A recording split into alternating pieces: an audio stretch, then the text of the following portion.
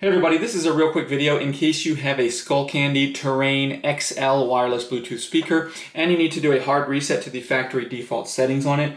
Now you might want to do this reset for one of two reasons. The first one is troubleshooting in case this speaker is not pairing with Bluetooth or not connecting with your phone or other device, or if it keeps disconnecting. Any kind of connection or pairing issues can very often be fixed with this factory reset.